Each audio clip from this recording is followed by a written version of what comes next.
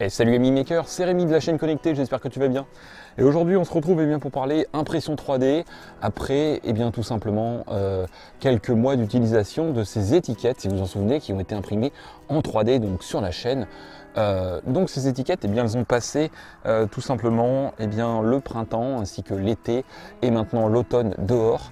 Et le résultat est plutôt très concluant puisqu'on peut voir que, vous savez, c'était les petites étiquettes qui me servent tout simplement pour marquer les rayons. Et donc ici on peut voir carottes, salade et encore salade. Et ces étiquettes, certaines se sont légèrement tordues. Et donc elles sont en PLA, donc de différentes couleurs. Et en l'occurrence, on peut voir que, certainement dû au soleil, il a fait très chaud cet été.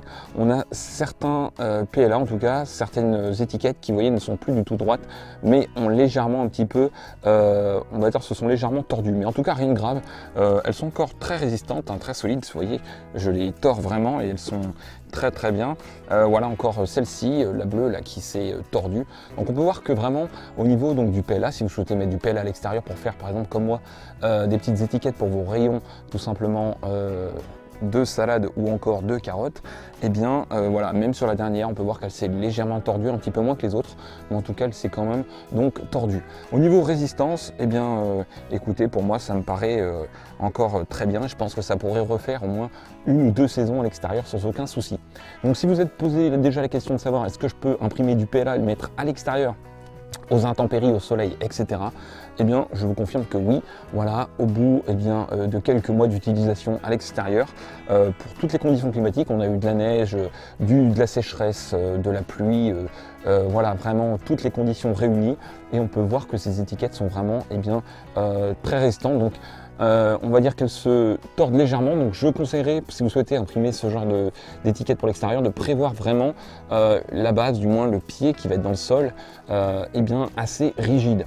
Donc voilà, en sachant que cette partie-là était donc dans le sol et que cette partie-là était aérienne, donc on peut voir que c'est vraiment au niveau de la partie aérienne qu'il y a eu donc tendance avec, je pense, le poids ici de l'écriture qui s'est légèrement tordu en arrière, donc dû au soleil de cet été. Et voilà, c'était Rémi de la chaîne Connectée. J'espère que cette petite démonstration d'utilisation du PLA à l'extérieur vous aura convaincu pour vous aussi printer, et surtout n'hésitez pas à mettre du PLA à l'extérieur et à me donner votre avis et la résistance que vous avez pu avoir sur les différents objets que vous avez imprimés avec votre imprimante 3D.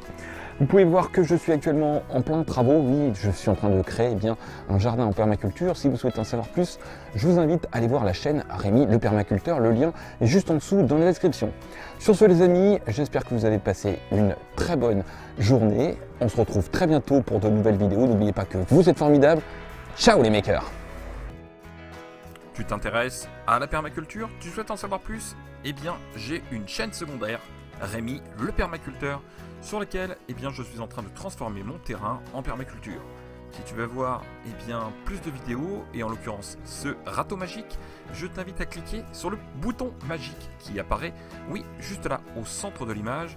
Ça te permettra tout simplement de venir découvrir ma nouvelle chaîne. Sur ce, n'oubliez pas que vous êtes formidables. À très bientôt. Ciao les makers!